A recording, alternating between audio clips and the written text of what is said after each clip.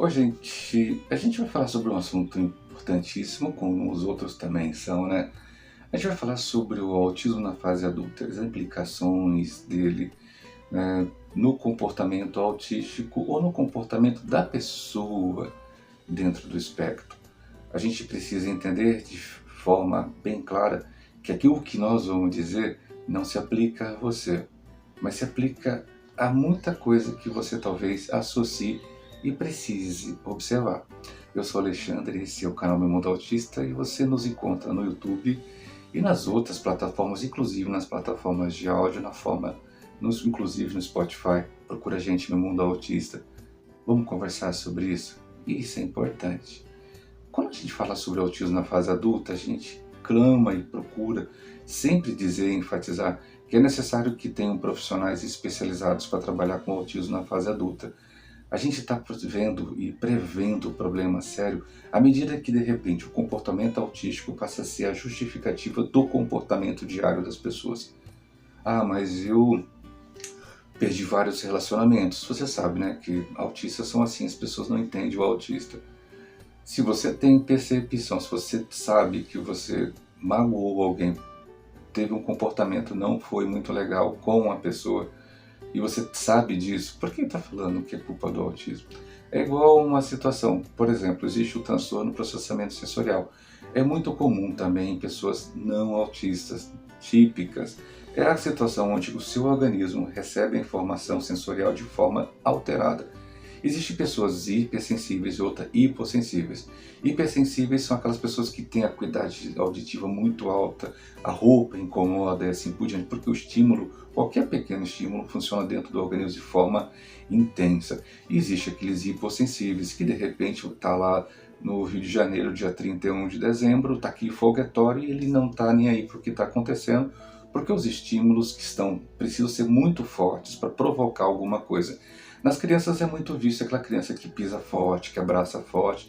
E existe o comportamento TPS que é misto, que você vai ter as duas situações. Então quer dizer que o comportamento de ter hipersensibilidade ou hipossensibilidade não é uma característica do autismo. Grande parte dos autistas tem o TPS, mas pessoas típicas também. Ah, mas eu tenho estereotipia. Pois é, deixa eu contar. Não te contaram, eu vou tentar te falar. Pessoas típicas também têm. Então, o que eu estou querendo chegar? Talvez comportamentos que você tem não sejam culpa do autismo. Comportamentos que você faz ou reações a uma perturbação que aconteceu na tua vida, você tem uma reação. Nossa, esse termo perturbação e reação, ele foi utilizado no DSM-2, lá atrás, 1900 e bolinhas, 60 e pouco. Então, mas é importante trazer esse conceito de perturbação e reação, porque muitas vezes isso é uma grande verdade, é uma ação que é proposta a partir de alguma coisa que foi provocada. Ao invés de eu ter uma reação contundente, pensada e refletida, às vezes a gente liberta uma situação que é mais uma defesa. Geralmente na psicologia as pessoas gostam de chamar que são mecanismos de defesa do ego. Quanto mais a gente usa as defesas do ego, a gente está mais próximo de um comportamento não adulto, não maduro. Aí, Alexandre, que não entendi essa situação. A gente, por exemplo, alguém chega na escola e fala assim, pai, sua filha mordeu uma aluna. O seria o correto para a gente naquele momento, nossa, a menina está bem, por que minha filha fez isso, né? Mas, em contrapartida, a gente tenta defender, não, isso não pode estar acontecendo comigo, e sem perceber, liberta-se a negação. Não, você tem certeza que é minha filha? Nossa, toda vez vocês me chamam, mas é minha filha mesmo que vocês estão falando? Negação, tá vendo? É um mecanismo. Mesmo que você depois vá refletir, talvez descubra que de fato é tua filha que mordeu a criança, você já negou para poder se defender. E existem outros mecanismos do ego, fantasia, que a pessoa de repente cria histórias mirabolantes dentro da mente dela para tentar justificar ou viver bem, porque talvez esteja assim tão sofrida que dentro de um ambiente fantasioso ela consegue sobreviver. Então conta histórias, então cria situações e ela própria acaba acreditando que é verdade. Quando de repente isso. Existe uma outra chamada sublimação, existe uma outra chamada racionalização.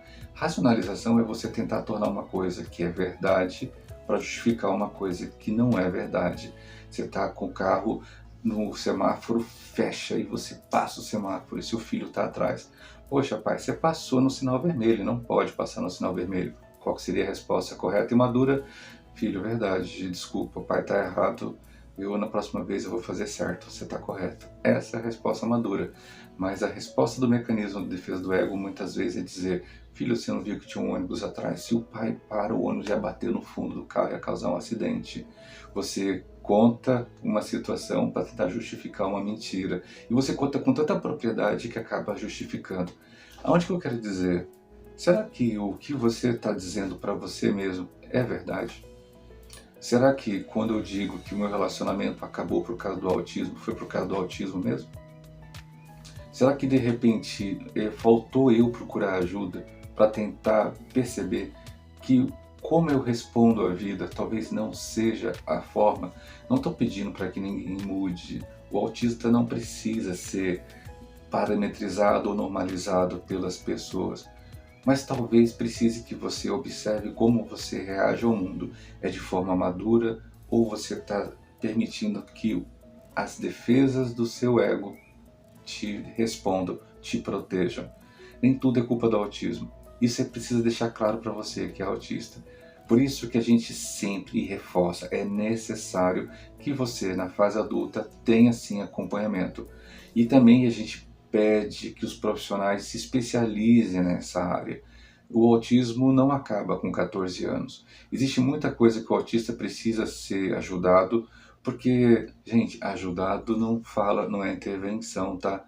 A gente está falando de profissionais que de repente vão ajudar na condução terapêutica. Você não viu a Rebeca Andrade na Olimpíada dizendo, claro, que depois que ela foi procurar a terapia, ajudou ela a combater a ansiedade das provas e assim por diante ela começou a ter desempenhos melhores? Então nós não estamos falando de mudanças, estamos falando de me ajudar. Me ajudar. Então a partir do momento que tudo eu ponho culpa do autismo, eu preciso rever isso. Será que é culpa do autismo? E aí fica essa dica para os pais. Pais, não bota a culpa também tudo no autismo. Seu filho às vezes precisa ser ajudado por você, inclusive recebendo não. O não também funciona. Não, aí você fala, mas eu não posso dizer não, porque dizem por aí que a criança que recebe não, a estima dela fica baixa. Pois é, você manda para terapia e lá no terapeuta o que ela vai ensinar vai dizer muitas vezes não para que ela tenha o comportamento desejado. Você não fala não, mas leva para terapia e na terapia ele vai falar não para o seu filho. O que está de errado? É seu filho ou você com medo de dizer não? A gente precisa observar em nós mesmos, pais, o quanto a gente nega, o quanto de repente a gente promove para que nossos filhos acreditem que tudo que eles fazem é por conta do autismo. Já falei isso diversas vezes, autista mente. Autista pode ser sim trapaceiro, autista pode ser mal-humorado, pode ser várias coisas, porque dentro da tipicidade tem uma pessoa típica.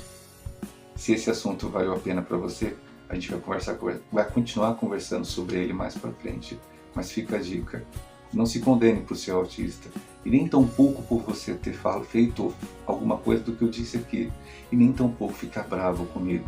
Apenas absorva aquilo que de repente merece ser absorvido para o seu crescimento. A gente está muito interessado em que você tenha mais oportunidades na vida, mas que a gente não fique simplesmente justificando tudo num CID. Tá bom?